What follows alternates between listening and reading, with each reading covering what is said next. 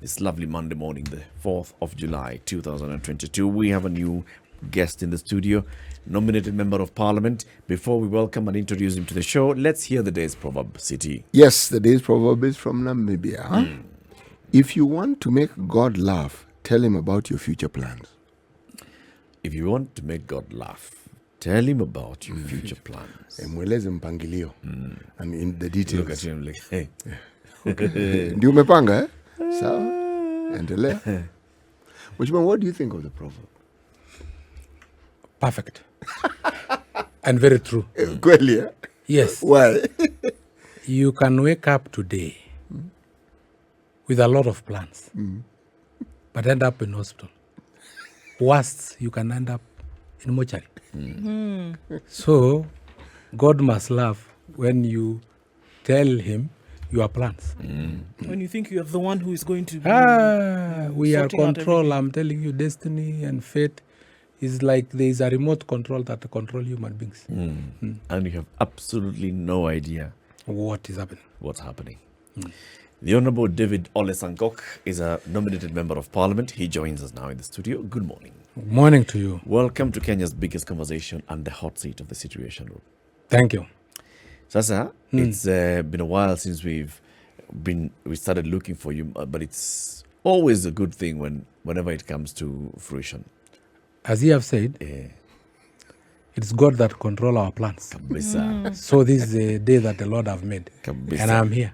kabisa. And I'm here to answer all the questions that you want to ask. Unajua mdomo yangu ikuange na speed governor. Everything you're asked, you put it out there. You Yes, just because say, it is just on my fingertips. you say it as it is. Yes. You're a nominated member of parliament. Yes. Among the members of parliament who are nominated by Jubilee, Yes, to represent persons with disability. representing persons with disabilities. A constituency of 7 million Kenyans with disabilities. Yes. Speaking about them, articulating their issues and representing them before the National Assembly, how would you rate yourself? Have you actually spoken for the 7 million Kenyans? If today, my brother, you are told to do an exam and you mark for yourself, you'll give yourself 100%. Yes. So I don't wish to fall under that trap. When I'm honest with myself, But I think I'll look at the exam and how it was, how I performed. But I think it is the duty of Kenyans, especially those with disabilities, to rate how I've performed. But to me, I've performed with all my powers, with all my energy, and with all my knowledge to the best that I could have done, and the best that God have enabled me to do. And again, today I'm in UDA. And even in the economic model that we are having as UDA, and in the creation of the manifesto, I made sure that I participated 100% to make sure that issues of persons with disabilities are taken into consideration.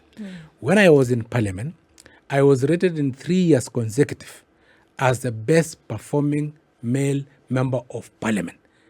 I think for 1 year it is only Millie Odhiambo that was ahead of me, simply because I As the best performing male member of parliament. No, I'm saying I was the best performing male member of parliament. But then when it came to overall, Okay. there was one day that one female was ahead of me by the name Millie Odhiambo. And why do I perform to the best and to be the best? Is because issues of persons with disability are cross-cutting. If we discuss a bill that concerns women, there are also women with disabilities. If we discuss a bill that concerns youth, there are also youth with disabilities. So the issues of persons with disability are cross-cutting. When you talk about budget, I also need to know what is there for persons with disability. That is why when if you have followed our parliament, 12th parliament, I usually go to parliament before the speaker and get out after the speaker. I'm very punctual because I don't want anything to pass by without bringing the issue of personal disability. When there is a appointive position, I'll also have to ask if Article 54 of our Constitution, where appointive position 5% should be given to persons with disability, where are they? Now, let me bring you to what we have done in the manifesto of UDA so that you know how we participate. In UDA, we have said that we will focus on person with disability. One, the first one, is on what we call Agenda 101. Agenda 101. Na agenda 101 kwa watu walemavu ni ya kwamba person with disability will require representation. They require a CS position. They require 2 PS position, that is 3. They require 2 senators. They will require 2 members of National Assembly. They require 94 MCS, meaning 2 MCS, a man and a female, in every ward, in every county, so that we have 94 MCS representing person with disability, total to, in terms of representation, to 101. That is why we call Agenda 101. We have also said in the manifesto of UDA that person with disability, in terms of education, first, we have to do away with special schools. We want integrated system of education. Because if you take me to a special school, even if I become number 1 in a special school, I know I'm number 1 among the stigmatized. But if you take me to an integrated school, because what we do, if I'm on a wheelchair, why don't you just put a ramp to the classroom so that I can access that classroom and study with other children? Because if I study with other children and I become number 1, I will realize, yes, okay, I am able but differently. Yes, I am able in classroom, but also there is number less in that class who may be physically able in the field. So I will say I'm disabled in the field, but able in classroom. You are able in the field, but you are disabled in the classroom. And again, if I start interacting with the general public, the issue of stigmatization will go down. My self-esteem will come up. Because, my brother, if I ask you and my sister, if you can have a special primary school and probably succeed in having a special secondary school, will you have a special university for me to go and study? No. If I'm a person with disability? No. Will you have a special supermarket where I will be shopping? Will you have a special workplace where then all of us will be put together to work in one place? You have to integrate. I have to integrate. So the earlier we start integrating, the better.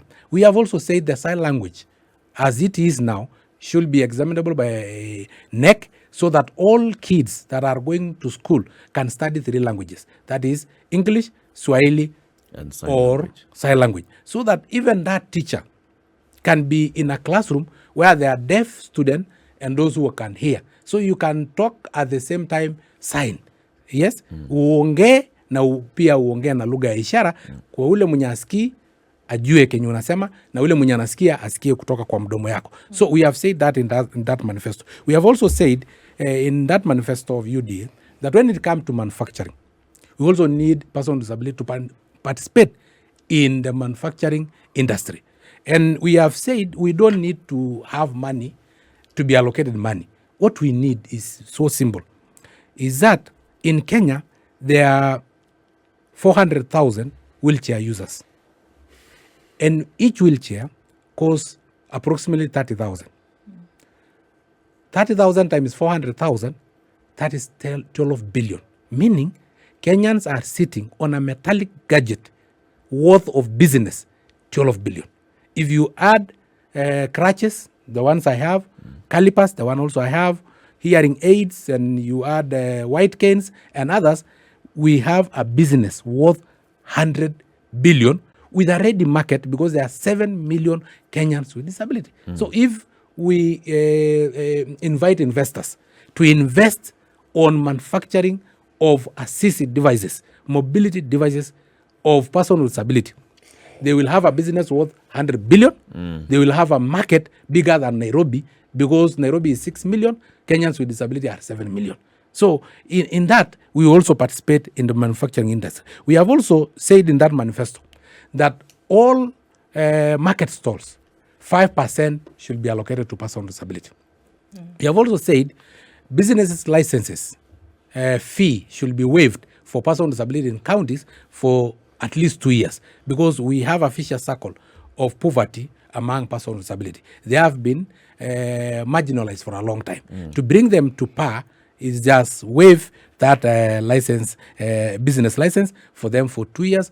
Once they have picked up, it is okay. We have also said there is something called ACPO, access to government procurement opportunities, in which government tenders, 30% are allocated to women, youth, and Person person with disability. But unfortunately, women, and my sister is here, also have their husband, and they take the lion's share because they will be assisted to apply to this ACPO. They take 25%.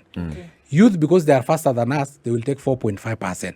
And then person with disability have only benefited through ACPO at 0.5%. And most of the cases, they are given supply of toothpicks, supply of toilet papers, newspapers, economically not changing their life. So what we have said is that in the manifesto, at least 5% of that 30% must be set aside for person with disability, specifically for companies. Even as you're saying this, Yes. Mishima, everybody who lives in this country and is a person of disability is excited about that, because we've had conversations here before where people living with disabilities have even asked, I mean, all the things that you've said are fantastic, but I've asked for the smallest consideration when it comes to even let's not even go beyond what happened during the heaviest throes of COVID. Yes. When they were saying, can we also be included in this cash program, for example? Cash transfer. Can we make sure that we are getting something? So even that was a problem. Not for us to even start talking about manufacturing and agriculture, etc., etc. So my point is that it seems as though there's little to go around, which you've just testified to right now, right? No. It's not the youth you said are faster than us. The women also have their husbands. Yes. By the time it gets to people living with disability, it's been eaten away at. Yes. So there's just very little left. So the question then is, even as this manifesto has come out, the people who are listening, whose hope is hinged on this very thing, they're asking, how will it be done? If you're already saying that it is not enough, how are they going to get that which they clearly need? I was just still going through the manifesto, and I think I should first of all explain to you, because I was the chairman National Council for Person with Disability, but that the first thing that we did was to categorize person with disability. There are categories of person with disabilities. There are those who are physically disabled. There are those who are visually impaired, they're blind. There are those who are deaf, hearing impairment. There are those who are person with albinism. And then there are those who are severely disabled. Yes. And then we said, if you are a person with albinism, the only thing that you require is sunscreen lotion to protect you from the sun rays, and then you can do business like any other person. You can go to your day-to-day work because physically you are able, as far as you protect you from the sun rays. That is what we did. We set aside 100 million for sunscreen lotion so that person with albinism now can go out, because we don't also want to make person with disability look like supplicant, always seeking favors. We don't need sympathy. We need opportunities. Right. So for those who are physically disabled, we provided assisted devices, yes, and allow them to move with wheelchairs and crutches and probably do business. We have also categorized in terms of those who are severely disabled and those who are not severely disabled. Those who are not severely disabled and are underage, we take them to school so that they can study, they become doctors, they can become engineers, and then they can better their life. Those who are already adults, whom we cannot take to school, and they are not severely disabled, we economically empower them. That is why I talk about market stalls. That is why I talk about access to government procurement opportunities. That is why I talk about manufacturing, so that we don't only give them, but we allow them to economically empower themselves, but we assist them to do business so that they don't look like sympathy. But there are those who are severely disabled that you have mentioned. Those ones that need 24-hour care. Those one ambao mama amekataa kwenda kazi kwa sababu huyu mtoto ako na cerebral palsy. With cerebral palsy, at the age of 30, you still need diapers. And at the cerebral palsy, we cannot train you in any way. Because the only thing we can even train you is only to be able to do what we call toileting, to be able to take yourself to toilet. So we cannot take you to school. We cannot also empower you economically because you cannot do any business. So what we do is to have cash transfer, that a monthly stipend, not maybe not enough, but only to say huyu mama ameshindwa kwenda kibarua so that I take care of that person with disability, apate kitu kidogo ya kununua chakula na kununua nguo. And then again, with that cash transfer, there is also the NHIF card. Because there is a thin line between somebody with severe disability and medical condition. If you are cerebral palsy, kila wakati uko mgonjwa. So tunakupatia NHIF card so that huyu mtoto akigonjeka usikue tena unaingia kwa mfuko na wewe ndio huyu uende kibarua. So we have categorized them in those categories. And that's why in our manifesto of UDA we have said currently there are 47,200 beneficiaries of cash transfer with severe disability. Because those who are not severe disability, we don't give them handouts. We empower them to work for themselves. Because we don't need sympathy. We need opportunity. But wale ambao hata ukimpatia pesa mentally disabled, hata hiyo pesa atatumia kama tissue paper. Ajui maana. Lakini ule mtu mwenye anamshughulikia ndio tunampatia kitu kidogo ya kumshughulikia. Okay. So we have said in our manifesto, currently there are 47,200 beneficiaries. We want to triple that one to 150,000 beneficiaries of cash transfer, because in Kenya, how many people live with severely disabled? Yeah. We have 148,000 currently that we know. 148,000 people in this country. We are severely disabled. Wala ambao hawezi jifanyia kazi, wala ambao ni mkono wa mtu tu ndio itamfanyia kazi. So why are we only benefiting 47,000? Why is your manifesto only talking about half of this? No, I've said currently the cash transfer is 47,200. Yes. But in our manifesto, we'll take it to 150,000. We add 2,000 in case there is an increase, because there may be an increase. But currently it is only 47,000. And you know, of course, pesa haijaitosha ya serikali. And when we explained to the government, because I was the chairman National Council for Persons with Disability, I've gone severally to the Ministry of Labor and I've summoned them to Parliament. I've told them, unlike pesa ya wazee ambao tunapatia anybody mwenye amefikisha 70 years and above, and some of them are very rich. Yes, you know, Raila is above 70 years. We cannot give him cash transfer. The 2,000, yes. The 2,000. Again, mtu mwenye amefikisha 70 years was once young. He had an opportunity to better their life. Nika explain how this severely disabled person never had an opportunity to better their life. I have talked to them to give all of them, any person with severe disability, the cash transfer. What has the challenge been? Wakakata. Why? Wale waliokata ni akina nani? The Ministry of Labor, consecutive from 2014, because that is when I started advocating for them, because it is Kibaki who brought the cash transfer and started with 40. Actually, he started with around 200 severely disabled persons as a pilot project, and then it went to 47,200. And then I brought data to the Ministry of Labor and told them we have, at that time we had around 140,000. So we need to capture all of them, because they have no alternative. You know, wazee wako na alternative.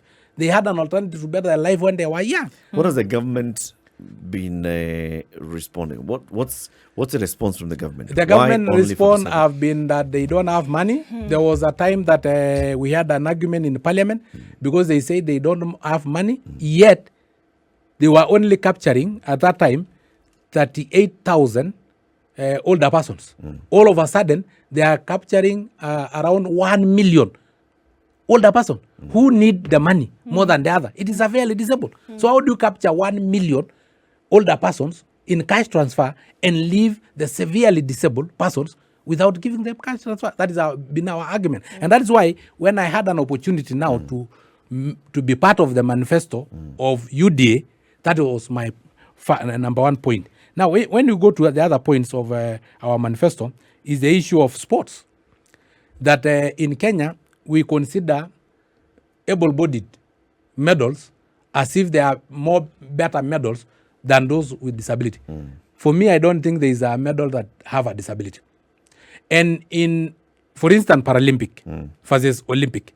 In Olympic, you can only win 2 gold medals in 100 meters for female and male, isn't it? Yeah. But for Paralympic, you can win 10 gold medals, because there is Paralympians, 100 meters, who are on wheelchairs. There are those on crutches. There are the amputees. There are those who are visually impaired. There are those who are T33, mentally disabled. What's T33?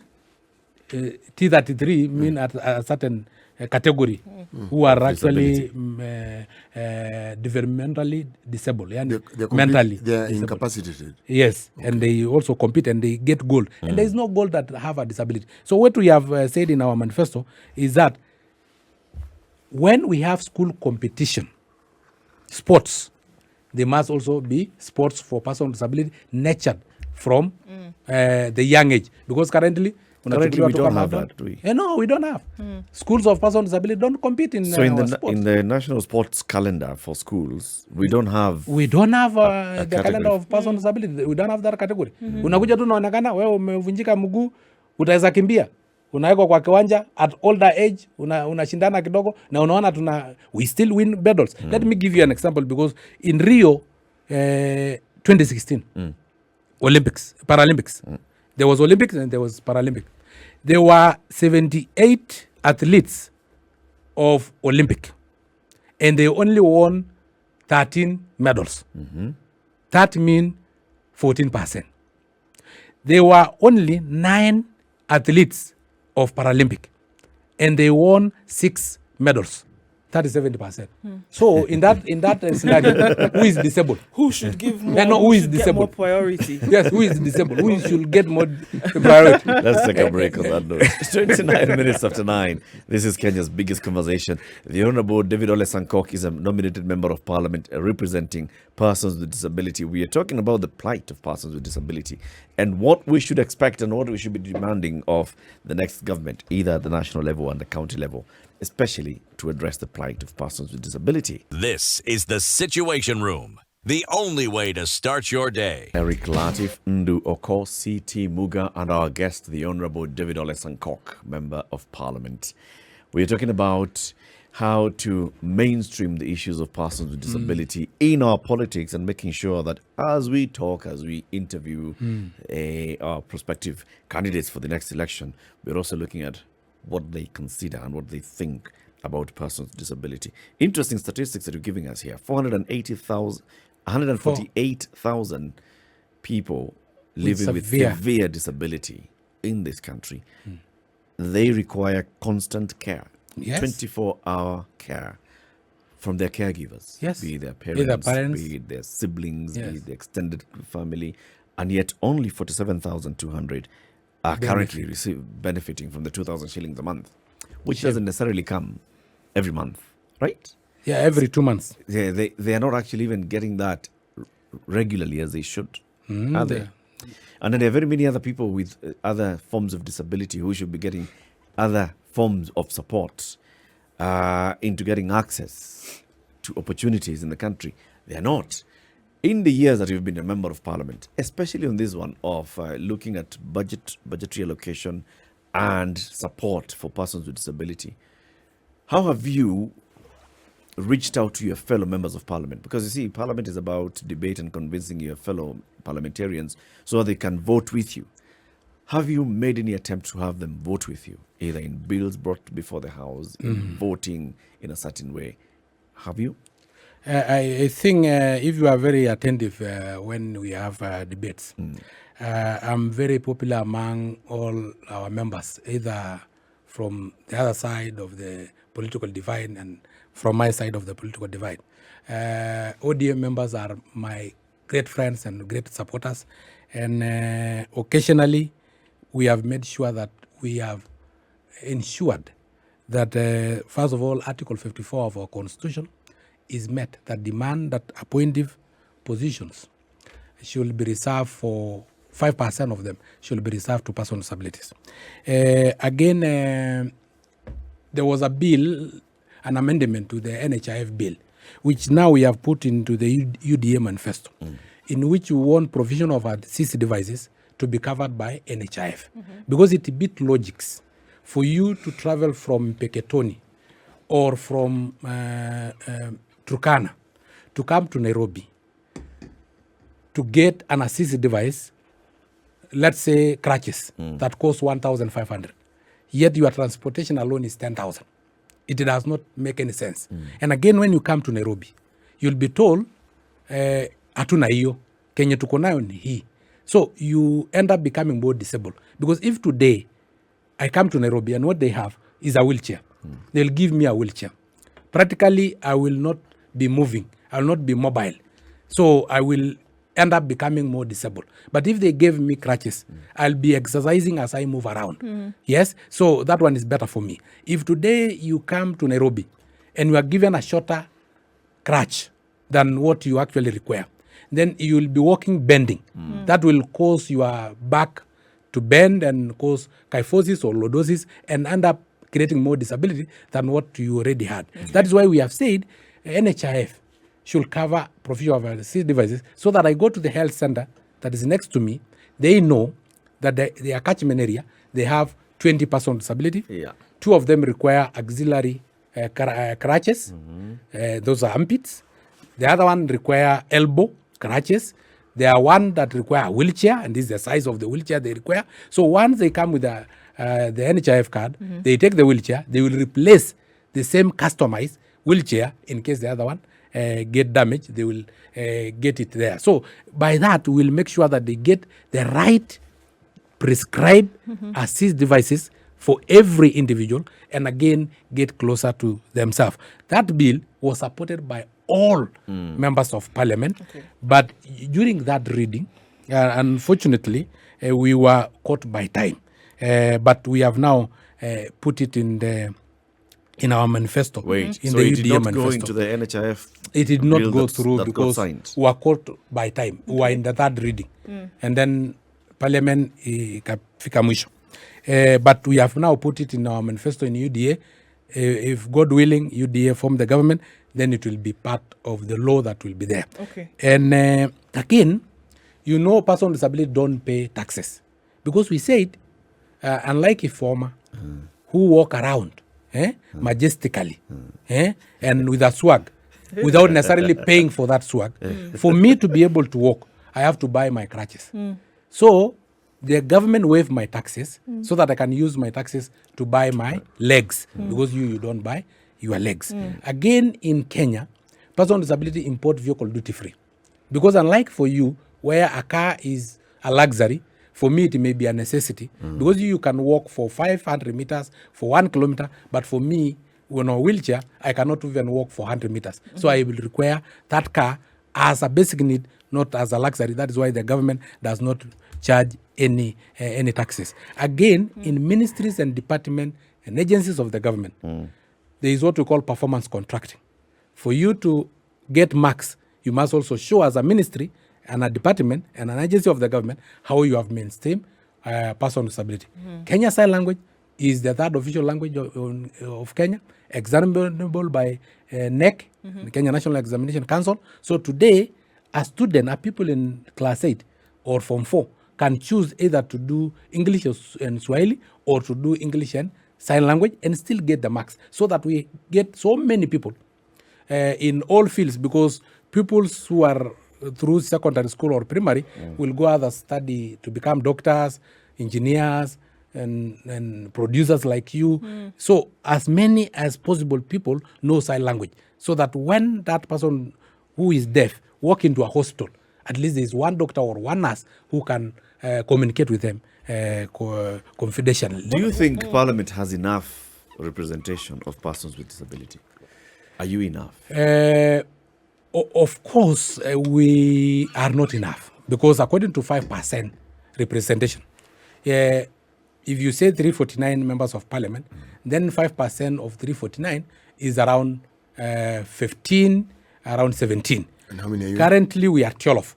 There are several who are elected, and there are only 2 who are nominated to represent persons with disability in National Assembly and 2 in Senate. So we can say through having even those 2 nomination slots, we have some say, because we have to start from somewhere. And then again, we will be empowered economically, being given platform as a person who have been nominated. I already have a platform to discuss like what I'm doing here. So I can now go and contest and probably being elected. An example is somebody like Janet Teya, who was nominated in 2013, but then was elected as a women representative of Kajiado in 2017. Tim Wanyunya have never been nominated, but he have been elected. So there, Yusuf have never been nominated. He have been elected in Danita So Danita was elected first of all when he was not on a wheelchair, and then again nominated after becoming a wheelchair, because our club, unfortunately, is everybody is a potential candidate to our club. Only that we pray for God not to add our club, because we are full. We don't want more people, because if you come, you will compete the mega resources that have been allocated to us. Okay. As you mentioned resources, I think that's one of the things that jumps out at me as you talk about the manifesto. And this, because the question is, a lot of things have not been done in the current time. You talked about, the third reading having been gone, and if it had passed, then it would have become law. Yes. Right? Now, in order for some of these things to happen, whether we're calling across board, NHIF, this, that, or the other thing, requires funding, requires money. Yes. And that would be the reason as to why they've not been done. Many would claim that as the reason as to why these things have not been done in the past. How will they be done? If the manifesto then is something to go by, how will they be done in the future? And where will this money come from? My argument have been, if NHIF can cover diabetes, for instance, which someone can be using drugs of 10,000 per month. And personally, I use crutches for a whole year or 2 years that cost 1,500. So we don't need an additional resources to be able to have that NHIF card and to have those hospitals be able to provide those assistive devices. So I think we don't need an additional fund, because already NHIF is even covering for dialysis, which is more expensive, 9,000 per session, 18,000 per week, meaning a lot of thousands per month. But we only need maybe crutches for a whole 2 years. Somebody will require a wheelchair of 30,000 or even 20,000 for a whole 3 or 4 years. So I think it will not add anything. It is only for us to make it to be low, that as you give drugs for diabetes, high blood pressure, also give assistive devices. Okay. And again, we have said, and I have told you, that we are not seeking sympathy. We are seeking more of opportunities. We have said, we have told the UDA, we have heard you talking about the Hustler Fund. 5% of that Hustler Fund should be allocated to businesses owned by persons with disability. We have told them market stalls. 5% of all market stalls should be allocated to persons with disability. Sio kutujengea sokoni yetu pale, kwa sababu hata hakuna customers wenye wanaenda kununua kwa walemavu. Lakini tukikuwa kwa ile soko ya kawaida, 5% ground floor pale ambao we can access, then they are allocated.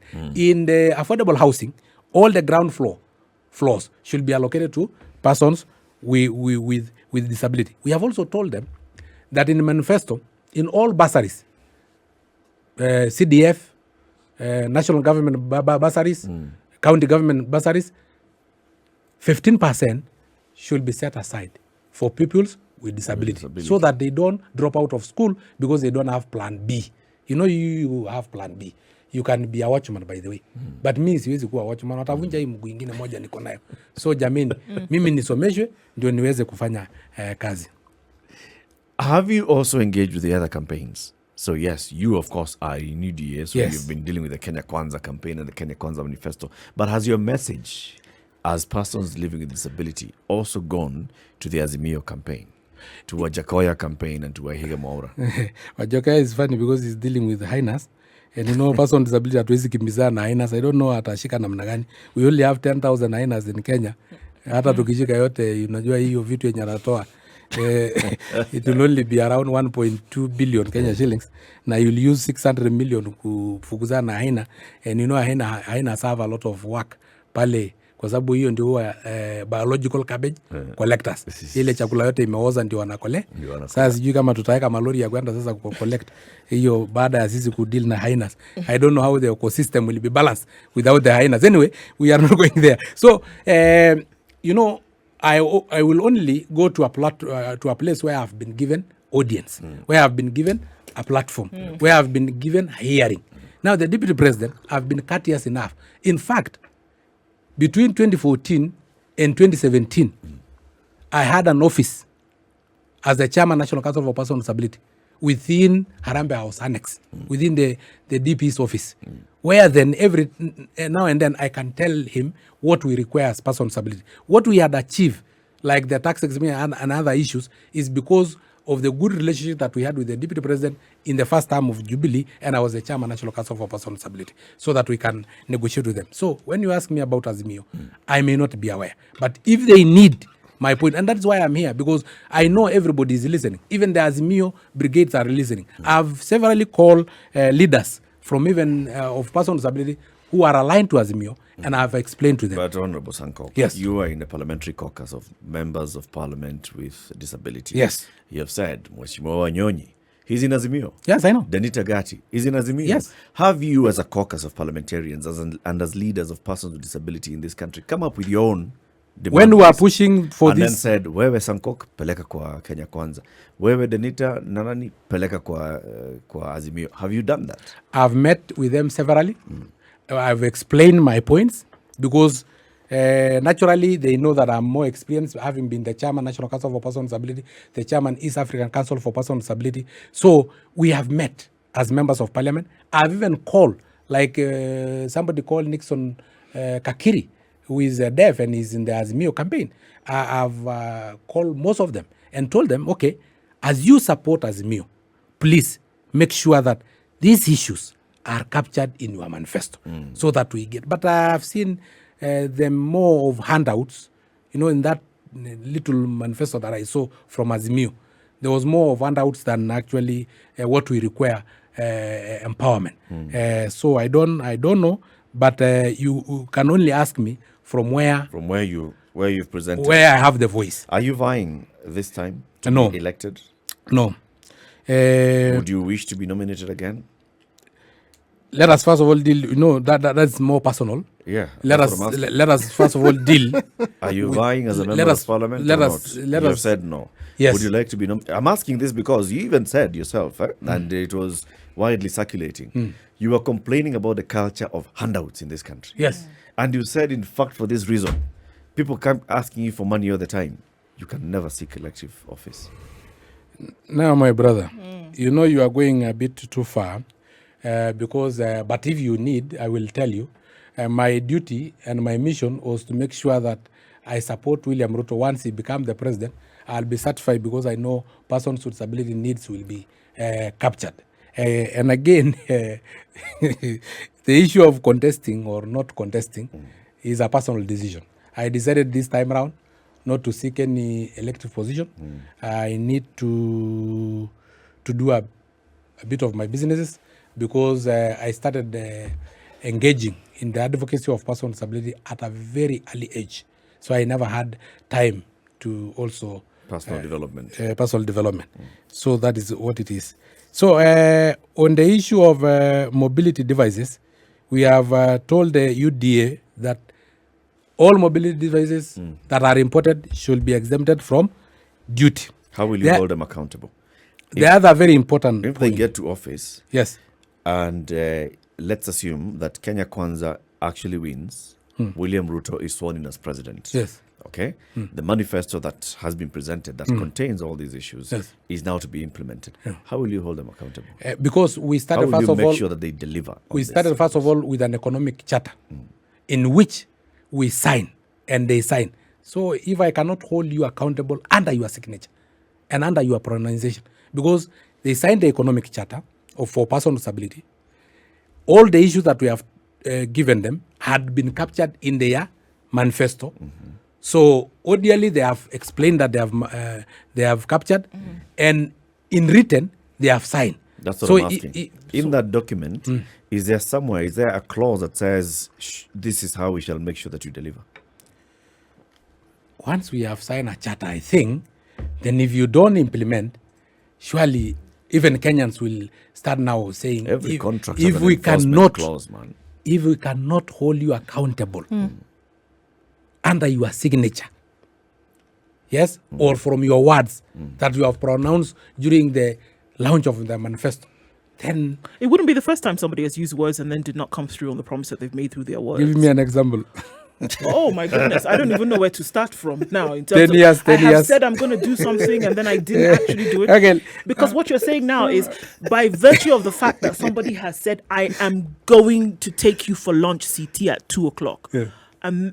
On it, CT now knows for sure I will take it just because I've said it. But yesterday I told CT I was going to take him for dinner. I didn't take him. Last week I said I was going to Let me ask pay you a another visit. issue. I didn't. But then just because I've said it today that I will take you for lunch, CT knows, this one. Why are Should we take him. electing either voting for Ruto or Raila?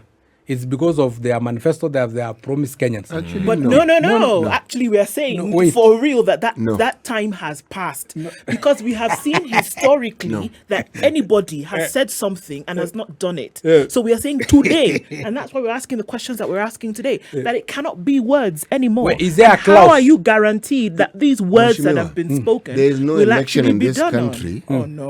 or there's no one who's elected on the basis of the manifesto they have. No. That is not how Kenyans elect. Now, I wanted to ask you a question.